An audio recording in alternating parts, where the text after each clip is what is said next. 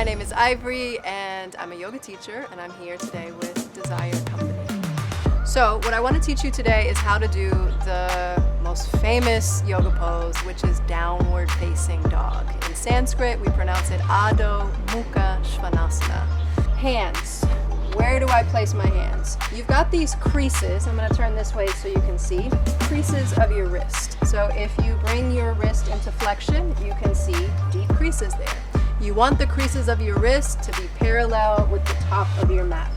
So look, if my hands are in this way, right, then the creases of my hands are facing inward. Same thing if they're too far out, they're facing outward. You want them to be parallel with the top of your mat, and for me that means my forefinger is pointing straight forward, okay? So that's the placement of the hands. Hands spread wide like rays of sunshine. You want your fingertips to grip down into your mat so that your wrists aren't taking all of the burden. Then from here, you're going to tuck your toes under and we're going to come to what we call a cow pose. So cat and cow, you hear that all the time. This is the cow pose. My butt is sticking up to the sky. Keep this. This is the positioning of your spine. As you hover your knees and lift your hips up and back. Okay, so I don't want you to lose that arch in your spine. Keep that arch as you press the mat away and press back into your legs. This is your downward facing dog. It looks like an upside down letter V. The hips are at the very top of your down dog. Take a rest.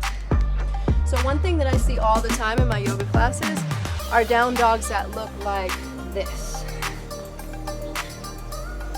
What's happening is that there's rounding here in the spine. And the downward facing dog is meant so that you can lengthen your vertebrae. You lengthen the sides of your waist. So why? Again, the breath can move easy up and down the spine. Okay, so let's take it again. Those of you who have your blocks, bring your blocks.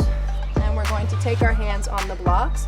This will make our arms longer. So those of you with tighter hamstrings, it feels like you've even got longer legs and your legs can get straighter. If your hamstrings are on the tighter side, you can keep your knees bent.